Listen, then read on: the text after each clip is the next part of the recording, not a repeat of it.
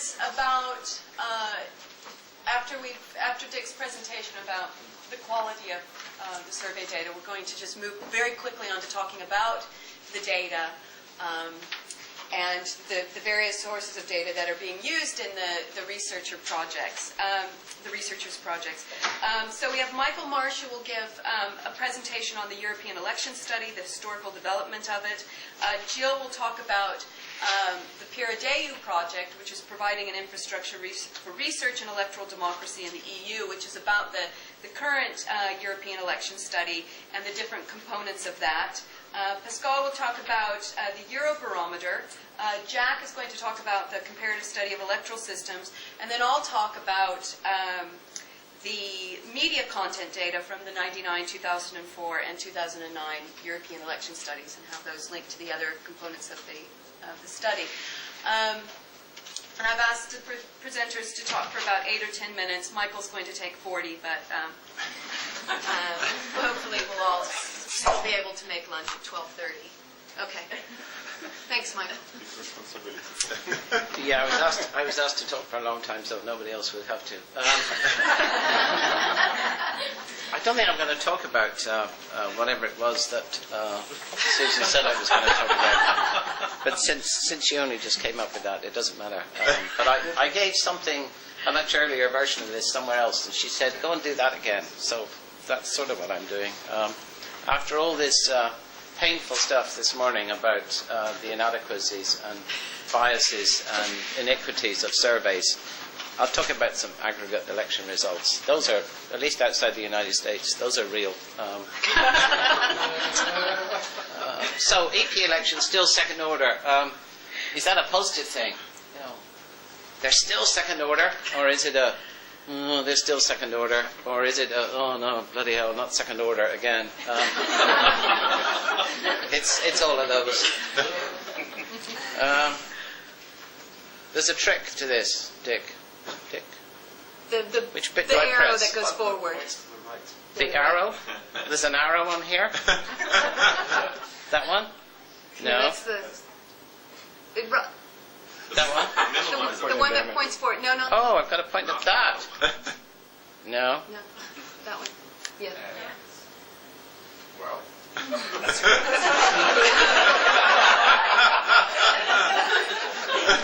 This is audience participation time. This is where I ask you the question, what items are on that slide? And you can phone a friend if you like. If anybody knows, please tell me, because I can't remember.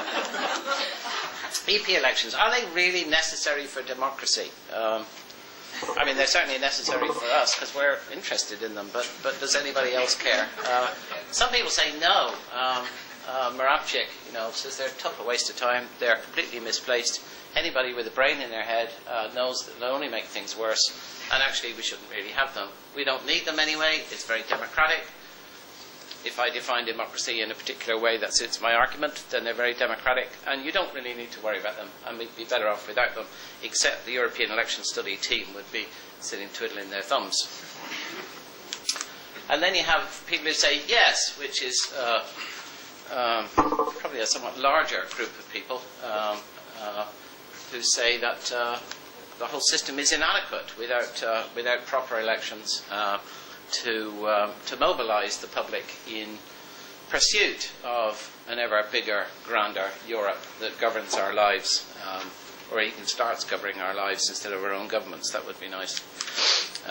What do people expect? These are quite old now. I think we're 30 years. Is it 30 years since the first European elections? It is, and they were talking about it for some time before that. So what did they expect? Well, Tindemans, I've heard of him. He was a significant figure, I'm sure, in the early days, and he told the Parliament that this would be a good thing. I won't bother to read that out. I think you're all literate. You can read that. So he thought, pretty good. Let's have European elections. And someone called Manfred Schmidt, I don't think that's any relative of yours, Herman, but that's the big problem. The peoples of Europe, he's probably dead right on that, but the question is, does having elections really help?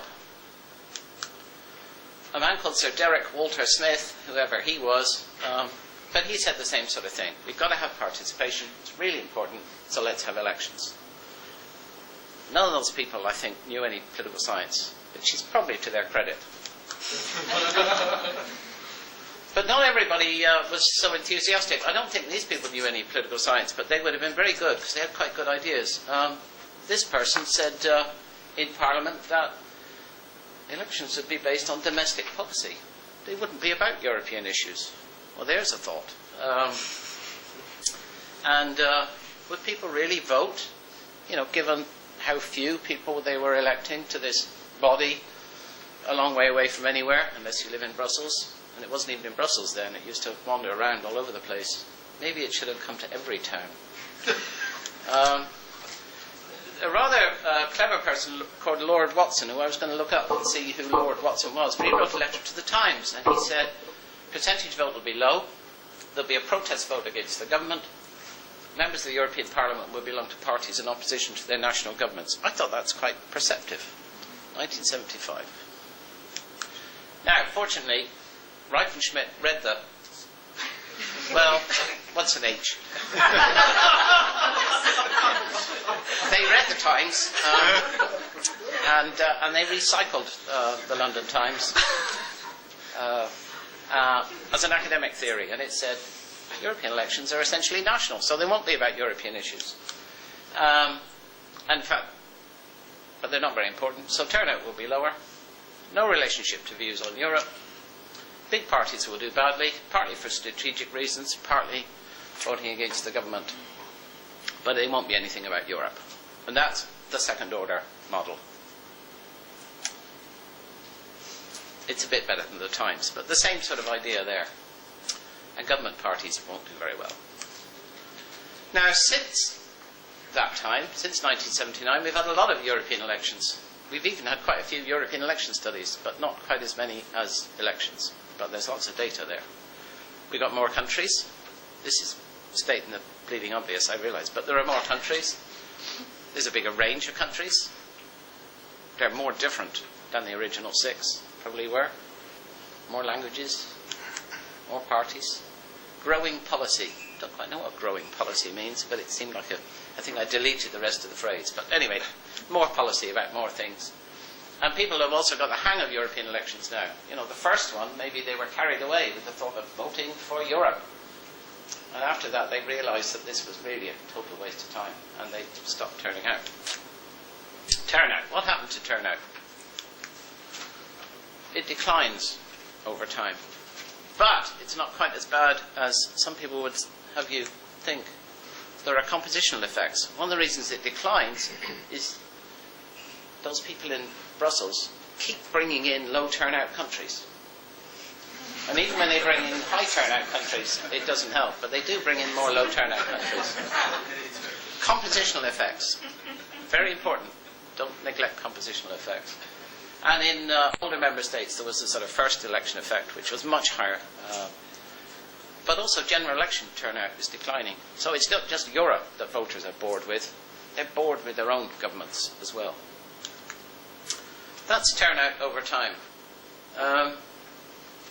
The white figure is European Parliament election turnout. The blue figure is turnout in the previous general election. So yes, European Parliament turnout's going down, but turnout's going down. And there's not a huge difference, really, in the rate. There's an interesting question here. I don't know what the answer is, but I discovered that my figures were different to the European Parliament's figures. Who's right? I think I am, but they think they are. This is average turnout across all the countries. What the European Parliament gives you is turnout amongst European citizens. The good thing is it doesn't make much difference, because turnout isn't related to country size in any significant way, so whichever way you do it, you get much the same result. But conceptually, I suppose there would be arguments for doing it one way rather than another. But I do it that way because I think all the countries are different, so we should average them. But anyway, that's turnout. So, still second order? Well, turnout's still lower than general elections. Why is it low? Nobody knows. That's the good news, because there's lots of data.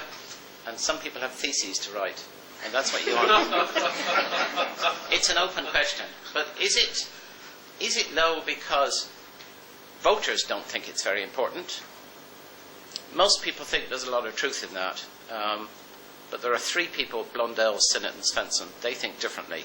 But everybody else thinks it's partly that voters don't think it's very important. Those are the only three people in the world who think that voters think that European Parliament elections are just as important as general elections.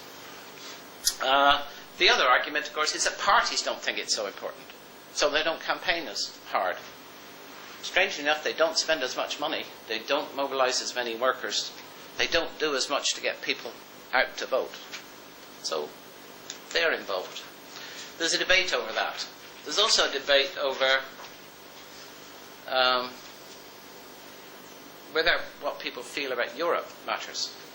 And again, those three individuals who I mentioned once but will not mention again, they think Europe's pretty important. But everybody else, and I mean the world, has tried really, really hard to find evidence that views on Europe have an independent effect on turning out in European elections. And they really tried quite hard, but it's pretty difficult to find, to any significant degree, at least. What about governments? What happens to government? 1979 was a great year for governments. They didn't lose votes, on average, in the European elections. Then it got worse, down to 94. 99 was an odd one. But it's pretty consistent. It hasn't gone on getting worse, which is probably good news for governments. But it's pretty bad. On average, a government loses 8% against the previous election in European elections.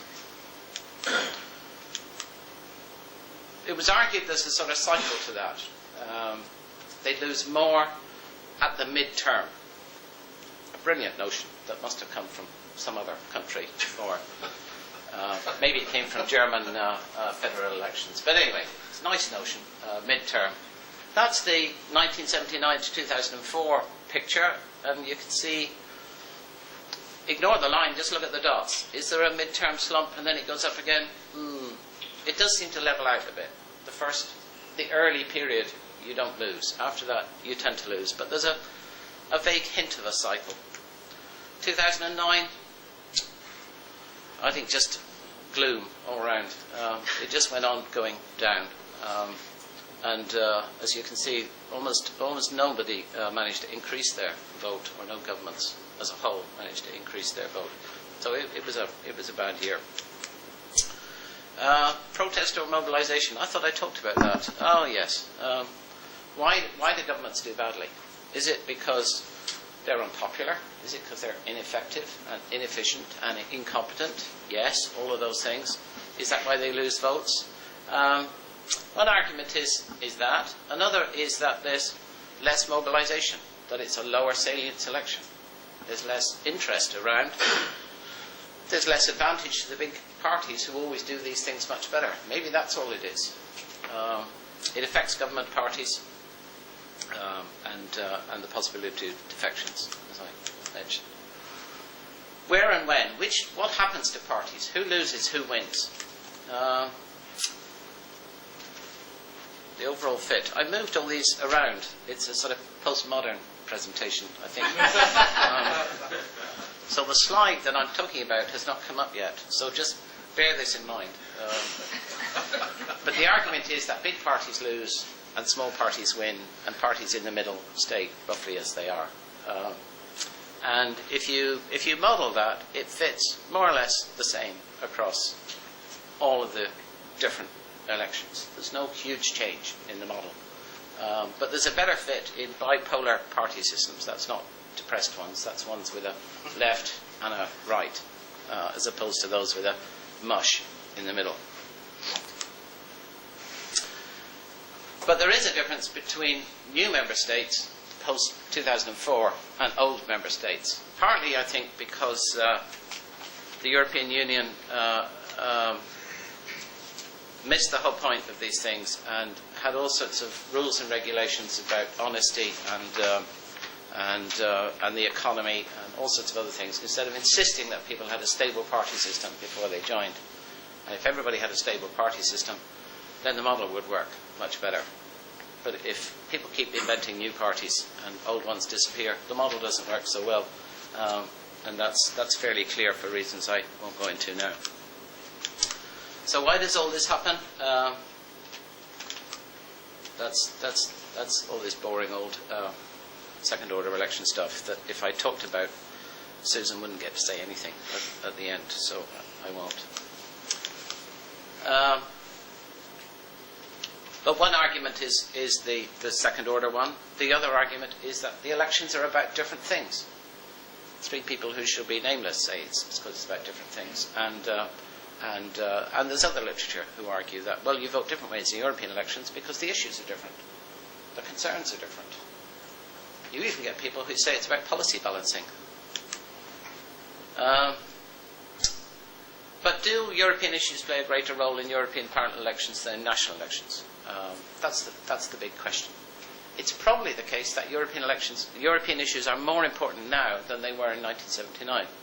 But it's almost certain that they're more important in most countries' national politics than they were in 1979. And that's why they're more important in these elections. But there's a debate. There's no great disagreement, and the scale is relatively minor in most countries. You get all the same thing again, just in case you missed it. Okay. Wow. So that's the 1979 to 2004 graph showing you what happens to parties of different sizes in European elections. So ones there, the biggies, they've got lots to lose, and it's only right that they do badly. They lose anything up to about 20% or more of their votes, whereas little parties go up, and ones in the middle much the same. And the lower line is governments, and the upper line is opposition. So it's particularly clear for governments, but there's a slight line for oppositions as well. I can't remember which one I pressed now. I was doing so well. Other side. I'm going backwards. Okay, forwards. There you go. That's 2009. Again, you get that government decline, but there's no clear difference between government and opposition there, and some large opposition parties actually went up. So the fit wasn't quite so good, but that's 2009, just modelled by itself. Which parties did well or badly? Two ways I looked at that. This is, you estimate that model for 2009. Those are the residuals for different party groups. Do anti-EU parties do really well? Well, actually, they did worse than we would have expected by virtue of their size. That's quite startling, because most people think anti-EU parties did pretty well. They probably got a lot of votes because there were quite a few of them, but on average they did worse than you would have expected. But basically no party is very significantly different from others. This is the model estimated for 79 to 2004, and the mean residuals then predicted onto the last election. And again, there's no real significant difference across parties. Party labels, families, doesn't seem to make much difference. So what's the future? The future, that's what you're all interested in, apart from those who are just here for the wine tasting.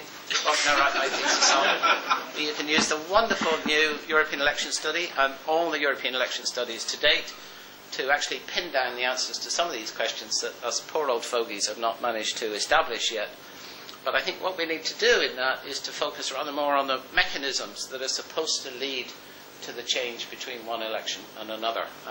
There's been almost no really systematic work to say there are 5 possible mechanisms. Now let me elaborate models for all of those and really work through them and try and pin them down. And I guess that's our fault. We've had all this data and all we can do is make spelling mistakes. So, the same thing again. We need a continued assessment and testing of different theoretical interpretations of what happens, what produces a different outcome in a European election on some kind of enduring pattern to the outcome in previous national elections. Is that 9 minutes? Thanks. Very good, thank you. Jill, again, we'll talk about the Periodeo project. All right. So instinctive, you see. You're over 30, that's the secret. So I'm Jill Wittrock. I'm the research administrator for the Peer Review project and also a new lecturer here at the University of Exeter. And what I'm going to do is present something that is really geared towards the young researchers in the room. So I'm going to tell you really what there is on offer in the European election study and where hopefully it will go in the future. So our plans, for 2009 and beyond for the European election study. So first off, Michael hinted at this in his presentation, what is peer review? And Susan too, when she introduced the panel. And so it stands for Providing an Infrastructure for Research on Electoral Democracy in Europe. And I just found out recently that the reason we have such an interesting sort of acronym is because on the grant application, and Walter here is smiling in the front row, as we were submitting it, we had to have something on the application for an acronym. And so, Walter, correct me if this is wrong, but you looked at the sentence, and this was like the first clause in the sentence. And so we collapsed it, and now we have peer review. We couldn't change it afterwards. We couldn't change it afterwards, that's right. And then we were...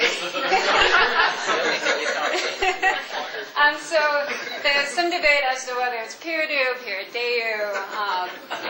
Either way is fine. We'll know what you're talking about. So what is it? It's essentially a feasibility study for the European election study in its entirety. And it's to provide, hopefully, for future generations, a system of processes, procedures, ways of collecting data that are sort of routinized for people in the future to make it much easier to go about collecting all this information. But also, it is an audit of electoral democracy in Europe. And so, what does that mean? And I'll get to that in the next slide when I talk about the electoral connection. But we want to audit in the sense that we want to be able to look in the past. We want to look at past collection efforts here and compare trends that we see in 2009 to 2004, 1999, and so on. But we want to also bring in some new blood. We want to bring in some new ideas, some new themes and proposals. And so in this regard, peer review open the process for other researchers to get involved by contributing questions and also new coding categories for the different components. So what do I mean by audit? And so if you want to really do an audit of electoral democracy, you have to, in a sense, be able to map the whole electoral connection in your data collection effort here. And I really believe that one of the great strengths of this project is that we're doing just that. And so we're tapping into, we're collecting election manifestos. We have data from the parties through candidate surveys. And we also are getting voters' perceptions about the election through our voter survey. And in addition to this, we have our content analysis from the mass media here. And so if you buy into the graphic I have up here about the electoral connection, what I'll present to you in the rest of the presentation is how the different data components sort of fit into each of these boxes here. Okay. So first and foremost, peer review is a data collection effort. So we have these 5 different data components and 5 different teams undertaking this. And so, of course, in a sense, it is an election study project. Of course, we have a voter survey, and it's a post-election survey in all the member states of the European Union. In addition to this, we want input from our candidates, and so we have our candidate survey of all candidates standing for the European Parliament election. Our media study is the content analysis. Manifesto is also a content analysis of all the party manifestos. And finally, we have a contextual data study, and this is really the first in time that we've had a solo effort to collect contextual data for the European Parliament elections. In the past, when we've had to weight certain aspects of the voter survey, you would collect contextual data, of course. But this is the first time that we're going out and collecting things such as, electoral laws across Europe to really, and to verify that information too, to ensure that in fact it is accurate. So one of the strengths I see in the 2009 project and hopefully in the future. So how do we fill those how do we tell the team leaders on these different data collection efforts, what to put on their surveys, and what to code for in their content analysis here. Well, at the very beginning, the steering committee on the peer review project came together and came up with what they called a conceptual map. And so one of the purposes of the project is to try to, the best of our ability, ensure conceptual consistency across all the data instruments. And in addition to this, we want to look in the past to see what concepts have we that are so vital that have been in the past instruments that we want to make sure is in the 2009 study and, of course, in the future here. And so the core is really around the voter survey questions here. And what was done in the voter survey was quite influential then, as to what was adopted for the candidate survey and the media study, for example. So what are these core concepts? And so we have all the probably standard things you'd expect to see in a national election survey with some obvious questions unique to the European experience in this regard. So we have voting, party ID engagement mobilization items, media usage, institutions, of course, EU integration, what kind of value orientations we're interested in, issues, representation, identity, demographics, knowledge, and experience, recruitment and nomination. On a new one, we have responsibility and performance here. We're tapping into notions of how do voters actually perceive government and EU responsibility for certain key features of their countries, and also the performance of those countries in tackling these issues. So the actual implementation of the project, well, we want to, of course, look at what's been done in the past and use what has been done in past efforts, because if it's worked well, we want to keep using it. And so in the voter survey, about half of the items in it came from previous European election studies here. In the candidate survey, about 64% came from past candidate survey efforts, not only unique to the European election study in this regard. The media study, just under 50% was identical.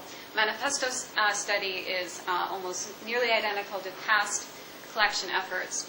And again, contextualized new to 2009, so this is where we're starting from scratch for that data component. Now, within the different data components, we've looked in the past to ensure that we can compare across time. We want to also be able to compare across these different data instruments as much as possible. And so this is really where the core concepts play a major role. And so, for example, there are just some items that you can make sure are on each of the different data components. And so all of them, of course, are going to ask something about party ID, which is, an obvious thing that you would want to collect. Some feature of institutions is going to be in all the different data components here. And things such as demographics and value orientation, those are easier to ensure are on all the different pieces here. And actually, most of the data instruments, 4 out of 5, have an additional 4 sort of core concept areas here: engagement, mobilization, domestic and European issues, representation, and identity. So still a lot of overlap in terms of concepts here. And 3 out of 5, it's very clear that we are tapping into voting, media uses, attribution, and evaluation. So as I mentioned at the start of the presentation, one of the great things about peer review is trying to get the people who are interested on electoral democracy in Europe involved in the process here. And so right from the design stage, we wanted input. And we did this via what we called our open forum. And this is where people, any researchers, could submit their proposals for all the data instruments, items that they thought were very critical for inclusion in 2009. In addition to this, it is, a pan-European project, so we needed help from national collaborators in terms of fieldwork and the general data collection. They have the expertise that, the steering committee just isn't able to have expertise in all these countries, and so these people were crucial in making sure that things such as party lists were accurate in these countries. And so our third user is, of course, users of the data here. And so people are also going to be able to access the data in a user-beware version earlier before the end of the project. And the other key component of PeerDAO is that it's going to be quite easy to play with the data, if you will. One of the end goals is to have sort of a cube data structure and an easy sort of computer software, like a web user interface for you to be able to go in if you're interested in something such as turnout. And maybe you're an undergraduate student or a beginning graduate student and you don't have necessarily the sophisticated statistical analysis skills to use, that there's an easy way for you to retrieve the information that you're interested in via this web interface. So I'm going to go into just a little bit more detail on each of those three components of the user community involvement. So how do people submit things for the open forum? So first off, we ask people, what old items do we need in there? What new questions do you think are relevant to 2009 you want to see on the voter and candidate surveys? And then for the non-survey data efforts, the content analysis, what coding categories do you think is missing from the past media study efforts that you think are vital for inclusion in 2009? And finally, for our contextual data, what sort of aggregate level things do you think are vital if you want to look at things from the contextual level? And as we were building the different surveys, the draft questionnaires, and the code books, these were posted on the open forum so the user community could comment on those and give us their feedback as to whether they thought something was poorly worded. And so we can then incorporate that feedback into the final documents. What was asked of those national collaborators here? And so the whole point of having them is that as much as possible, we want to have consistency across the 27 different countries. We also want to ensure some continuity over time because they're going to have some knowledge of past European election study efforts here. And so in particular, we wanted their expertise and advice on candidates, party, the media, and media outlets in their country, anything pertaining to the party manifestos within, and also, and this was a big issue, translation. I think, I'm sorry, Susan, I was looking at you. One of the things that turned out to be a lot more work than anyone anticipated was making sure that the voter and candidate surveys were translated accurately as much as possible into all the different countries used in the EU. An enormous task. So those of you in the audience that fall into users of the data category, you'll be happy to know that we are going to be releasing the data as soon as possible. The final end product will be the 5 data instruments integrated and linked across, and that's with that cubed infrastructure that I was mentioning before. And if you're not as sophisticated in terms of your skills, there's also going to be that user interface where you can get the information you want. And the user beware version, from what I can tell from our data release plan, in January already, there will be the voter and candidate information going up on the open forum. And this rolls out throughout the spring and for the other data components. And the final release is due at the end of 2010. So what do we hope to do in the future? Well, with everything we've learned in 2009, all the processes, all the ways of translating the documents, we hope to provide, in a sense, a foundation for future collection efforts for European Parliament elections, and hopefully even possibly become sort of a repository and a center for national collection efforts, so people at the national level can also discuss how they're going about conducting their own election surveys within their countries. And so that's all I have to say. And so for the research, again, the researchers in the room, feel free to check out the websites, and please join the open forum. Please look at how sort of the evolution of some of these documents occurred here. And of course, it'll be where you can get your hands on the data, not too distant future. That's all I have. Thank you. Thanks, Jill.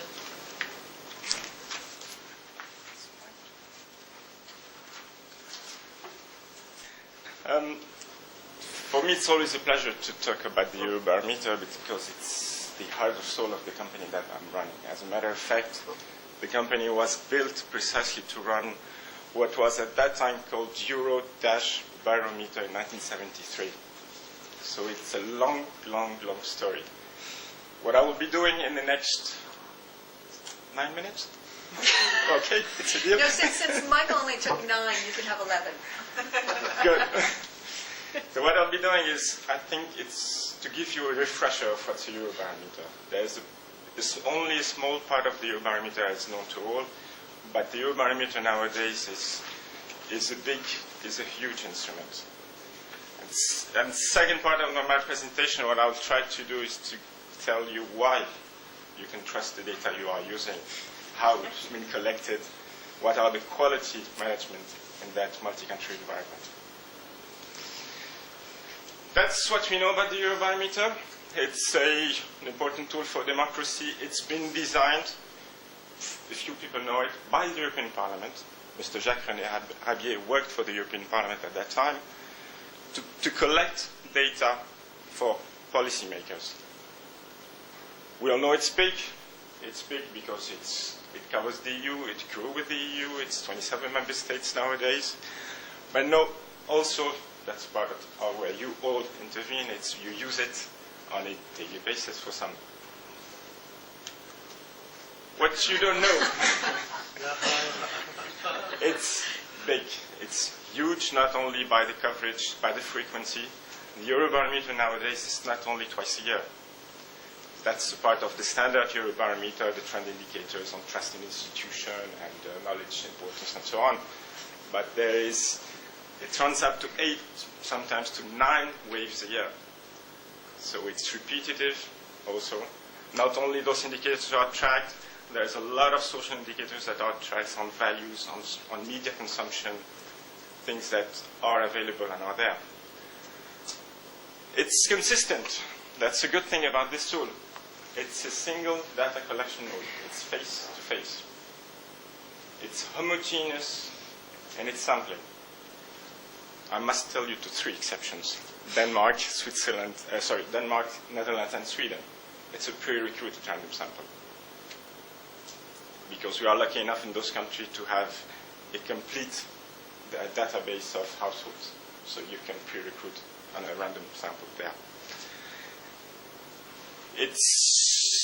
It's consistent in the geographical coverage. That's more for political reasons. All surveys run on the Eurobarometer are run with a minimum inclusion of the 27 member states. And within those member states, each country stands on its own. It's 1,000 interviews in all countries, regardless of the size, except obviously in Luxembourg, Malta, and Cyprus, where we have 500 interviews. It's bigger in Germany, it's 1,500. And it's a framework contract, that is to say, anybody in the European Commission and recently in the European Parliament can use this contract. Again, policy making, any policy that requires data collection can use the Eurobarometer.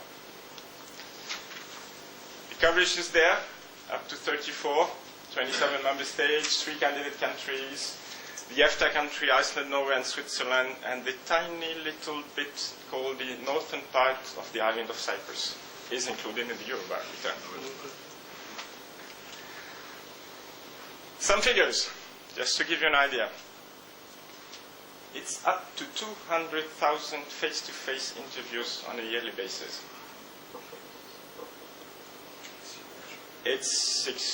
Each single wave would account for 27 to 30,000 interviews. Number of questions, 1,000. Not all are interesting, I must admit. But a lot of it is about social life of citizens in the EU. What's missing a lot from my point of view, and I think the Parliament will agree with me, it's electoral and voter behavior questions. They just come up once every 5 years. I mean, languages, and Jill talked about the question of translation. That's one of the biggest challenges in running an Eurobarometer. You have up to 46 what I call languages, national questionnaires. The English in the UK is different from the English in Ireland. So it's different questionnaires to manage, and so on and so on. Topics are there. As I said, there are 30 to 40 topics a year. Again, very few related to electoral. And quickly, recently the European Parliament has been included as a client, so it becomes an interinstitutional contract. And it remains something important, I think, for all of us here. It says that they have this transparency rule at the European Commission. Everything that is done in the frame of this contract becomes public, which means in terms of quality, anybody sitting in a room can control the quality of the data, which puts pressure on those collecting it. Now, the second part of my presentation, let's talk a bit about how we collect this data. Obviously, I myself have been involved in many years now in collecting multi-country comparable data. What I often see, and I regret sometimes, is that those multi-countries are considered as several collection of national fieldworks. From my point of view, it's not the case. It should not be the case. There has to be somebody driving the whole process. There must be a central organization that controls the quality at the individual interview level in each country. Otherwise, it's like, the image that we use is like you put in a room the best musician that you have. They can't play a symphony. They need an orchestra leader.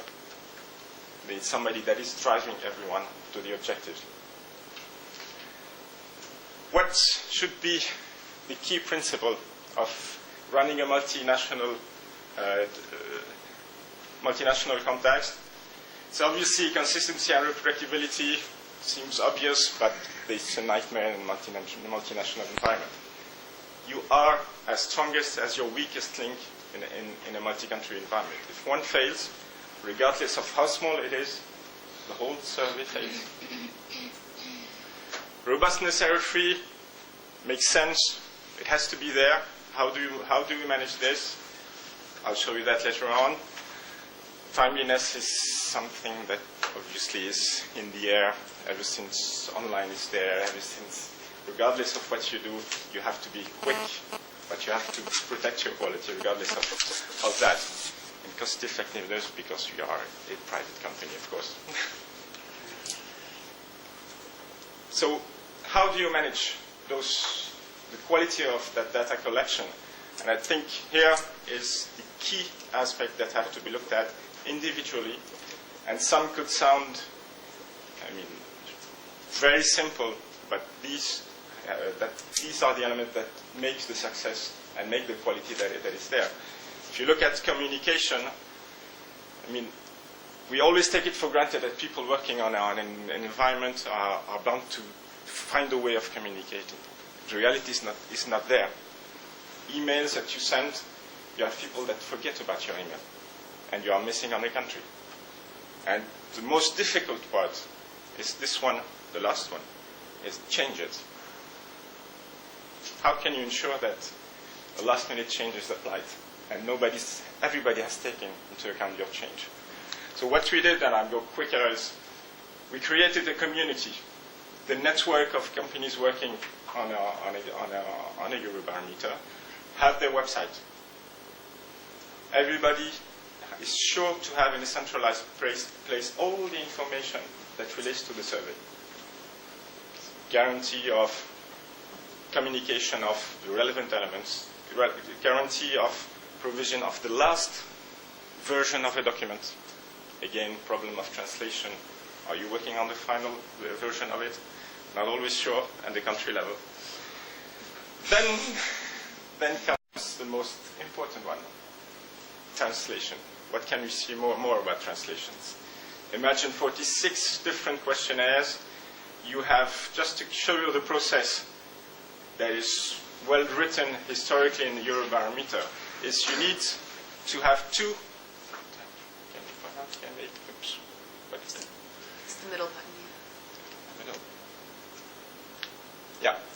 It starts there. Once you have a finalized questionnaire, it's sent to the country to be translated. And the contract says you have 2 different people translating and a 3rd research executive combining the translation. So you have 3 people times 27. Gives you an idea of how many people are working on translation. Translation comes back to the center, and it's proofread. 4th people, 4th individual, times 27. Then it comes back, once approved, to be back translated by a different translator. And then back translation are compared to construct the final questionnaire. So the risk here of failing in one single country or more is the biggest. What we did to look at it, first of all, is translation are worked on so many different platforms. Every country, every agency, every person has a way of doing it on paper, on Word, on Excel.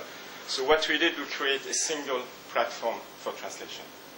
Everybody's working on the same platform, the same layout, the same.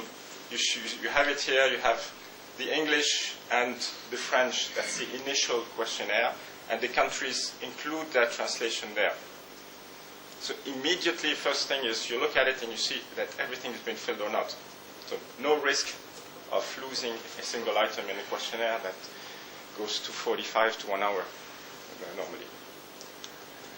Second thing is you have it on a platform, you can work around the platform. You ask the platform to create that list for you. And if you are a translator, you have several times the same scale here. You translate first and you copy and paste. It creates homogeneity in the translation. All scales are translated the same way.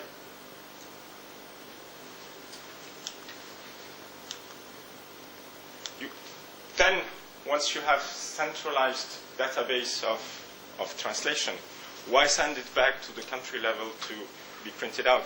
Another risk of human intervention. Why send it out to those who are using KP to script it on the computer? Everything then becomes automatically produced by the system. So centralization for enhanced quality. That work quickly on fieldwork monitoring is essential just to anticipate, to deliver on time, just to flag who's late, who's not, who's delivering or not.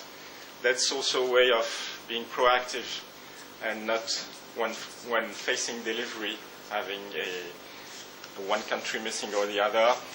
That's also a way of looking at data files without, in an automated way. This is what we call a robot that would pick up on what you've seen initially, the platform, the data file of the country, would immediately identify here if there are errors or warning. That is consistency, coding and consistency checks. Obviously, it's for the presentation I've taken up, or there are very little errors here. It says what we consider an error is a wrong code, so the file is automatically rejected. Consistency checks would lie here, for example. It could be a lady age 16 with 3 kids. We just want the country to verify. But possible, but looks awkward. So that elements are automated, runs back to the countries and bounce back to the field if needed. So reaction time again and control of quality. This is what they get. Finally, and of course, one of the most important is controlling what's happening there. Field work, be it on a national or international level, is done by interviewers. They are humans. We know exactly how it's tempting to fill in questionnaire, to miss out on a sampling point, and do interviews with your friends and families if you are an interviewer. This is not acceptable. This has to be controlled. So what we did, and in the last 4 years, we established a common contact sheet. Every single information coming from fieldwork bounced back to the Center for Control. Sampling, the information you talked about, providing it in a database is available. It's looked at. Timing is controlled. Is there any overlap on timing between an interview and the other? are recontact being spread over time. All those elements have to be controlled to make sure that the quality of the data is delivered is the one that we want. So the controls are, as I said, at the micro level. Not only on the aggregate information, it says there what we call level of similarity. In a questionnaire that has 45 minutes, you can't have 90% of similarity between answers. It's impossible. And if you look at it, once you extract similarity, you end up knowing that's the same interviewer, by chance. So you simply delete. All those elements have to be looked at before delivering data to you. Controlling trends, once it's done on a few questions, it's easy. When it's done on a questionnaire that big, it's automated there. It gives automatically different highlights if we want anything that is beyond 10 percentage points. If you look at it here, I can, for example, see that here I have something awkward, 12 percentage points, 22 in Austria. So those can be looked at by comparing with the database of results, and you see if that pattern of evolution has been identified in the past or not. And if not, there might be an issue to look at. That's it. Thank you. Thank you very much. And Jack will next talk about the CSES, but I should mention, Pascal, that you say that you only ask electoral questions every 5 years, but I think most of us here in the room have been users of the Eurobarometer, in inter-election years as well, through the longitudinal data set that Herman has put together, as well as individual data sets that look at things like satisfaction with democracy in the EU and in national government. So those are also very important questions that we rely upon and have been quite, I think... What makes the beauty of the tool, those elements are there, have been there for many years, and we are pushing to keep those indeed, because people change at the management of the Eurobarometer, and sometimes they don't understand the value of it. And party ID, though, would be a good question to include more often. I know it's just a fight to be able to get this question in. All right. Okay. Thanks. The CSES. Most of you will be familiar with the CSES. Many of you have used it or are thinking of using it. As you will know, there is an extensive website which has got the questionnaires for the modules 1 and 2 and 3. Modules 1 and 2, of course, are complete. There are data sets that can be downloaded. Module 3 is in the field. We expect a preliminary release probably early next year of maybe 10 or 12 countries. Module 4 is currently in preparation. We have a new planning committee. I am chairing a task force which is going through proposals that have been submitted. A call for proposals went out last year. We received 6 or 7 proposals. Those were considered at a plenary committee meeting in Toronto in September. 2 were given a pretty lukewarm response. The others were set aside for further consideration. But we have since renewed the call for proposals. And so there is a call out there. Those of you who are on the CSES email lists should have received it. But if you haven't, you should be able to access it on the CSES website. The deadline is December the 31st. And we are looking for a proposal of about 1,000 words to be emailed to me with a copy to Dave Howell at Michigan. If people want a longer backup document, if people want to go into more detail. But essentially 1,000 words is what we are mostly looking at to try to get an overall sense of what the proposal is. So that, in a nutshell, is where we are at. What I'm going to do now is just take you through a report which I've revised slightly to take account of new proposals that we've just received, which was submitted to the plenary meeting, which essentially summarises where we are at. So it struck me this might be useful to present here, perhaps with a slightly different emphasis. So, First of all, a general overview of what the CSES is about. Comparative study of electoral systems, obviously that's the main focus. The first question, how social, political, economic, institutional contexts shape belief, behaviours, affecting the nature and quality of democratic choice. Institutional contexts, given the name of the program, obviously seem to be to the fore. To understand the nature of political and social cleavages and alignments. So real core business in the sense of understanding electoral behaviour in the broadest possible context. And how do citizens evaluate democratic institutions and practices? So, issues that go to the heart, I guess, of the performance of democracy, the establishment of democracy or real establishment of democracy in certain countries. In the CSES we have a significant number of countries which have recently become democracy over the last 10 to 15 years, and the CSES is a very useful instrument in making the comparison between old and new democracies and the extent to which we can see things happening in the new democracies that are perhaps converging on the old and the extent to which perhaps they're not. Module 1 was basically about system performance. Constitutional, institutional effects on democratic performance, social underpinnings of party systems, attitudes to parties, political institutions and democratic process. And again, you can go to the CSES website, you can look at the questionnaire and the series of questions which were designed to estimate those. And in the end, we ended up with data from 33 countries. Some countries ran it twice, I think 3 or 4 perhaps. So I think there's about 37 actual country elections in that data set. Module 2, probably the one that is of most interest to many of you, given the themes of the research that have been put forward for ELECTEM. Module 2, accountability and representation. Do elections make governments accountable? Are citizens' views represented? A focus on political participation and turnout. There is a nice little battery of political participation questions, which I think are still underutilised. And a focus on institutional context and new democracies. So a beginning of this focus on old versus new democracies. And number of countries went up slightly, 38 countries. Module 3, the one that's currently still in the field.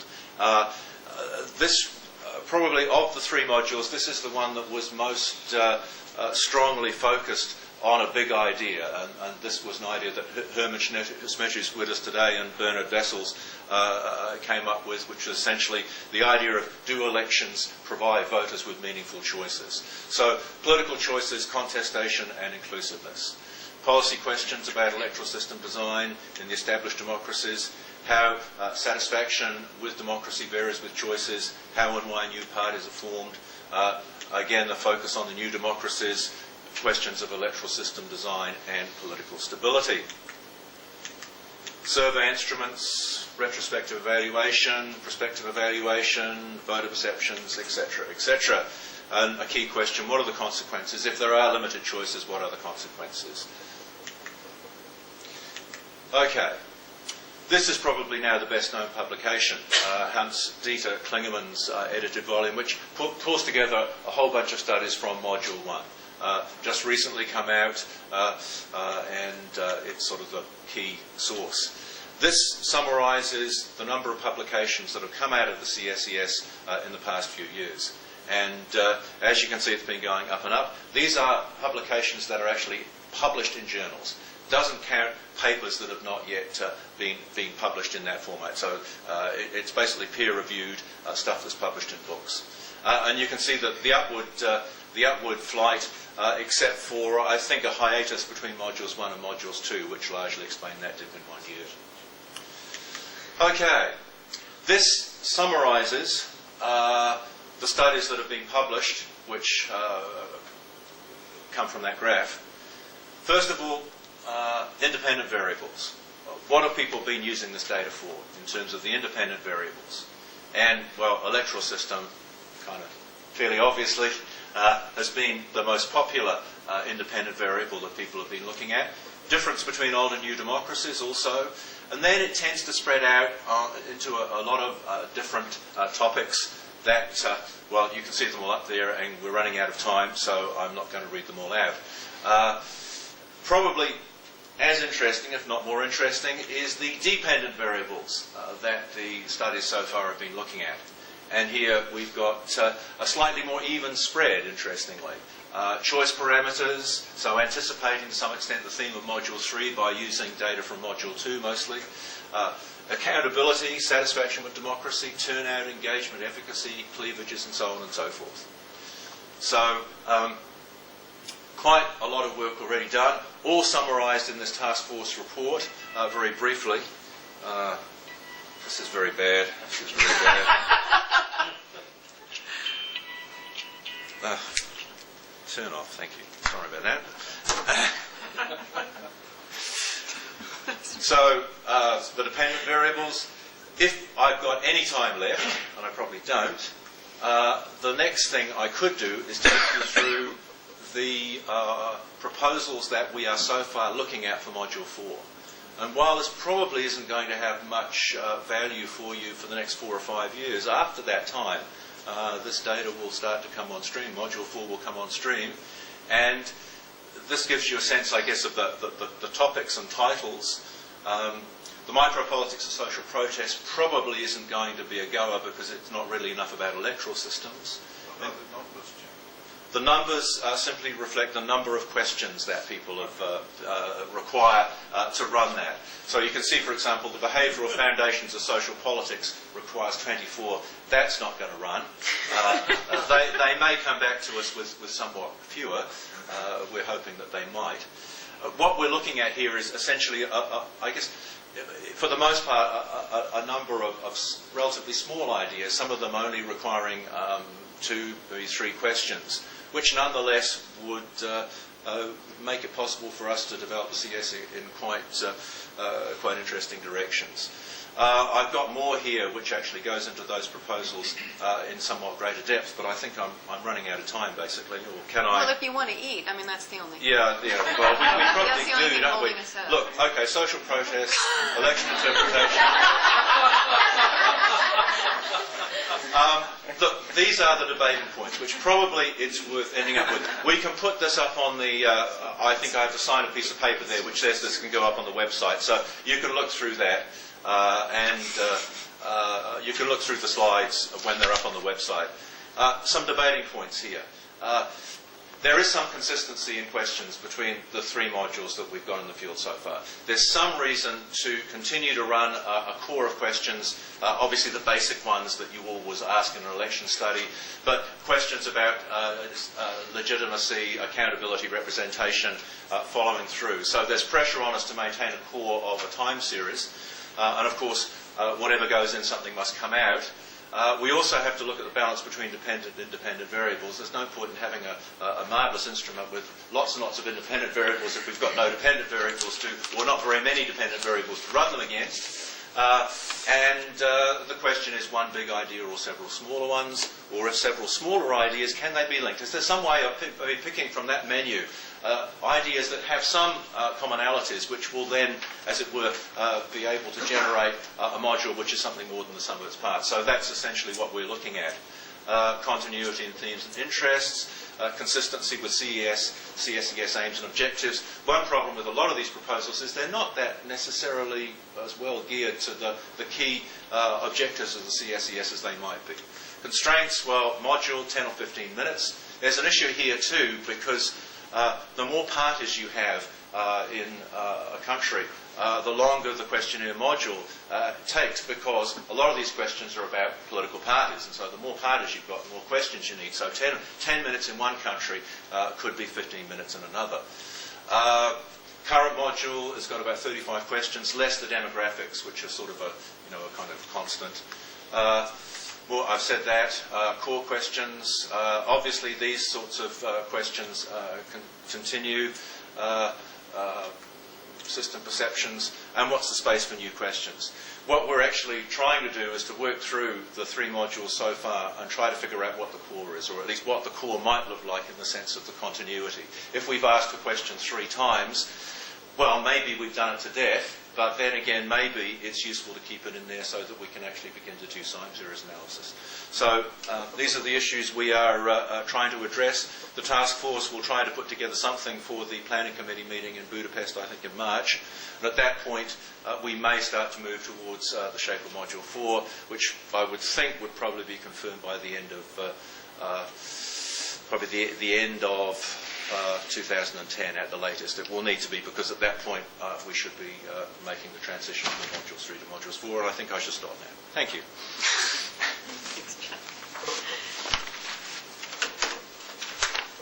I'll just go briefly into the media data. So far, Michael's the only one to have had a problem with the clicker.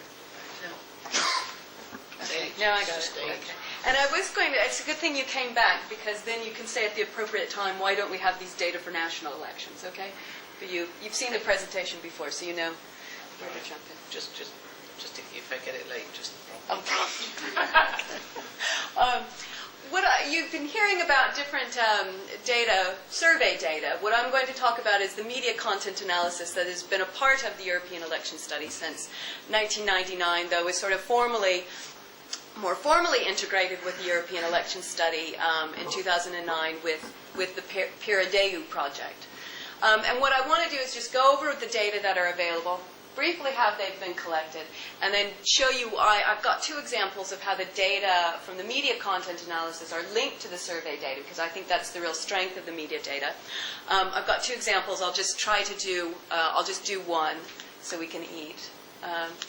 There are three different media content analysis studies, actually four, because there's 1999, 2004, and 2009, where we analyze the coverage of the European elections, or we analyze the news coverage leading up to the European parliamentary elections in these three election years. And this describes the different components of what we did in 1999, 2004, and then 2009. That last one should be new in 2000. Sorry, that's right. I've got 2009 down here. We actually, for 1999, have two different data sets. It was originally the media coverage was collected across those different outlets in 15 countries, analyzed by a team at ASCOR, and then Wouter and I actually went back and recoded the media content for different aspects. Wouter did economic news coverage, and I looked at gender aspects in the news. So there's actually two different data sets from 1999. 2004, whole lot more countries, different languages. We added some outlets. There are some exceptions to our coverage there. Cyprus is missing for technical reasons, and Luxembourg for linguistic reasons. In 2004, what we did, only the front page of the newspapers were coded in 1999, and the entire television broadcast, news television broadcast, was coded in 1999. But what we added in 2004, because, of course, first of all, there's not a lot of news about Europe. Second of all, there's not a lot of news about the European parliamentary election. And if there is any news, it's not likely to appear on the front page. So we might have been missing all of that coverage about the European parliamentary elections that was occurring because it was on the inside of the newspaper. So what we did is code the front page of the news as well as an interior page of the newspaper. Because we're covering so many countries and so many different outlets, we just could not do the entirety of the newspaper. So we took an interior page to get a sense of what the distribution of types of stories were, and then from the newspaper we coded all of the stories that mentioned Europe or the EU. So we do have a sense of what news there was about Europe and can construct some sort of indication of visibility.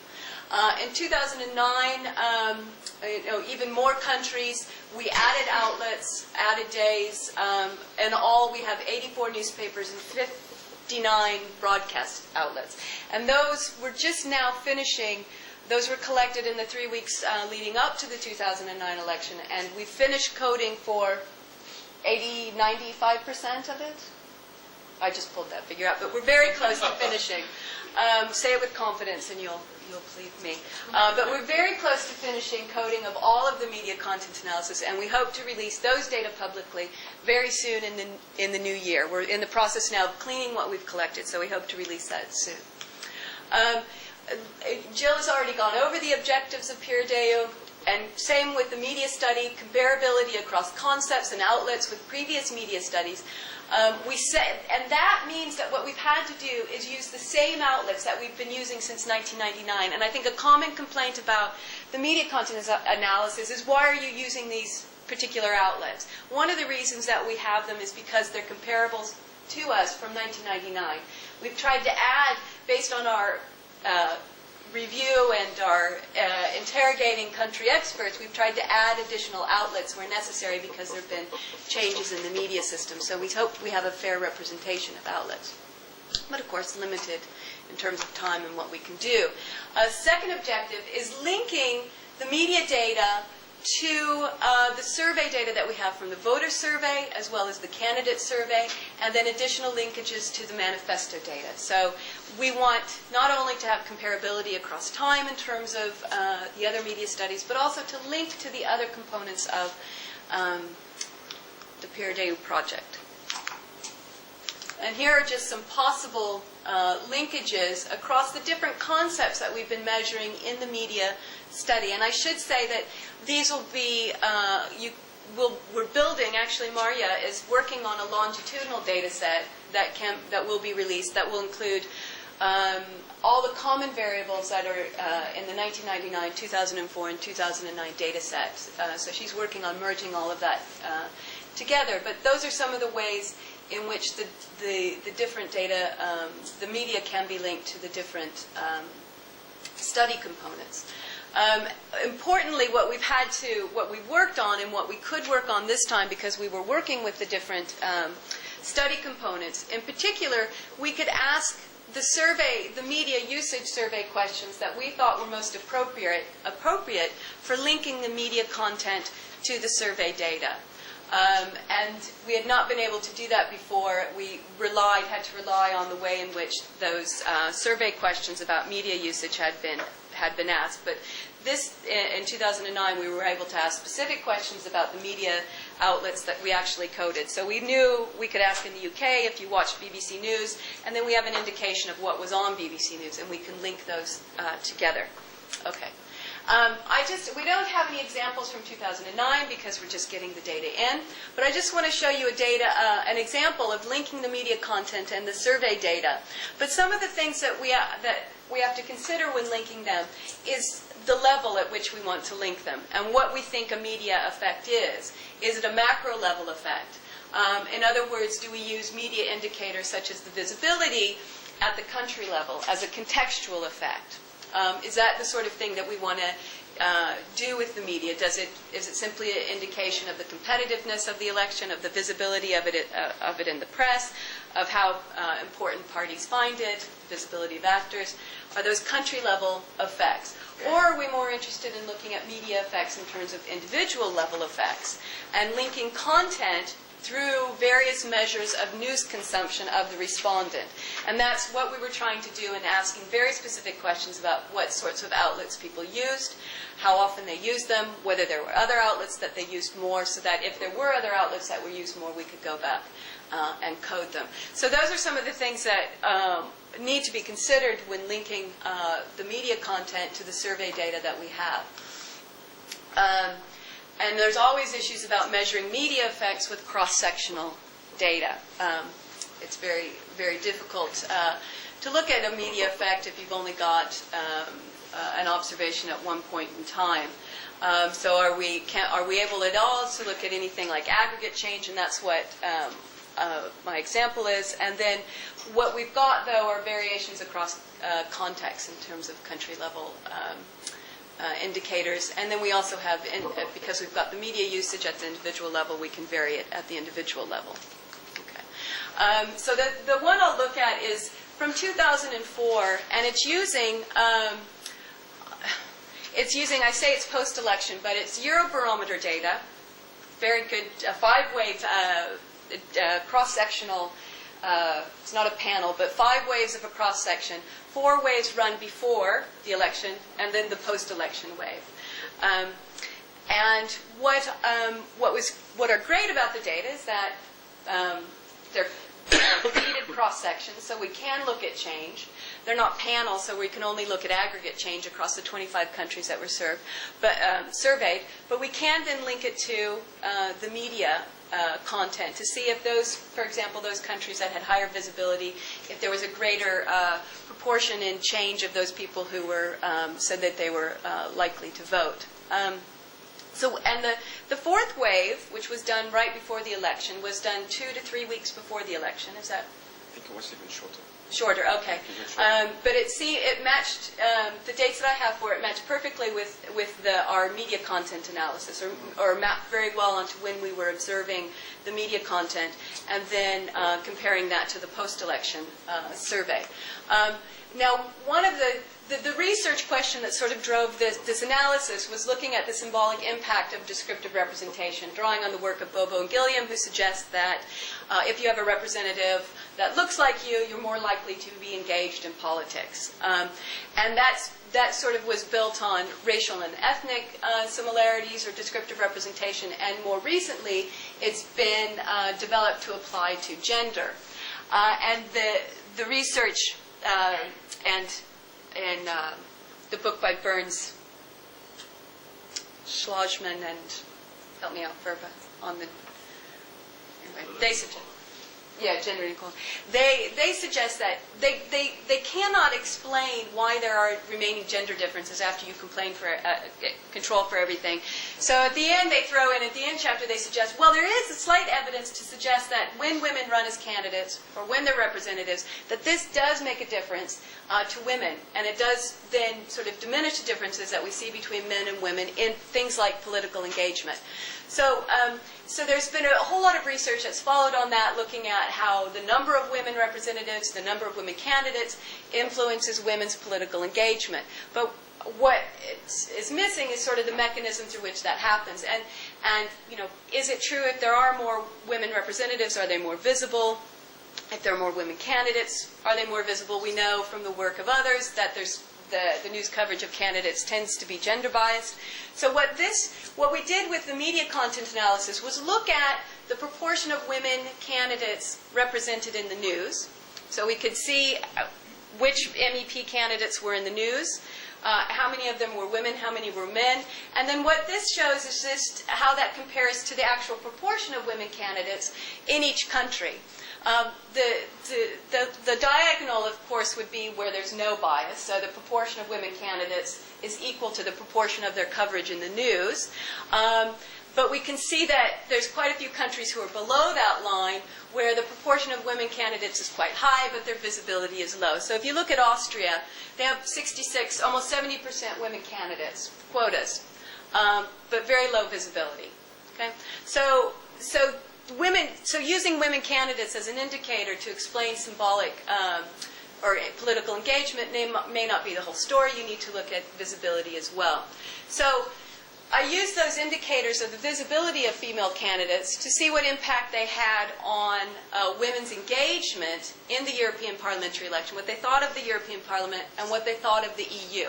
And what I was able to do is, because I had this repeated cross-section, is to see whether or not there was any change from the wave before the election to the wave after the election. So I could compare those sort of indicators of visibility to see whether or not there was any change in how women viewed the European Parliament or the EU. And I've probably violated some. Of course, I only have an N of 25 because I've only got 25 countries, and I've probably violated the variable to case ratio.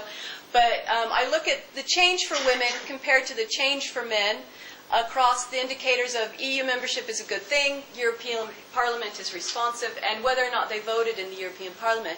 And you can see that the visibility of women candidates, when controlling for the number of women candidates overall, that the visibility has a significant impact on the change for women in the proportion who think that membership is a good thing, those who think that the European Parliament is responsive, and the change in the aggregate change in those who voted in the European Parliament, controlling for whether they said they were, and that has the probability of voting in the EP election.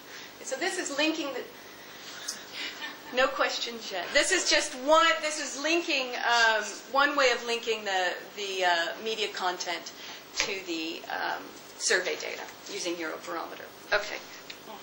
Sorry, I went on too long. Are there any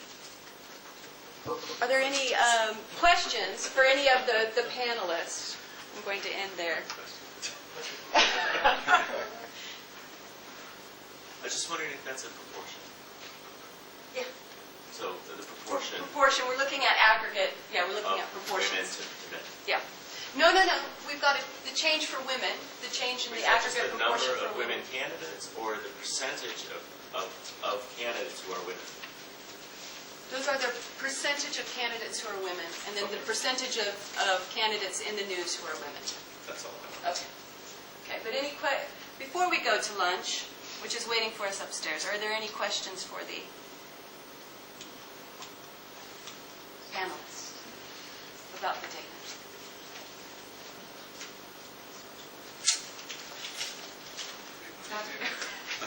Everybody's hungry, everybody's waiting for lunch. Okay. All right, I'd like to thank the panelists.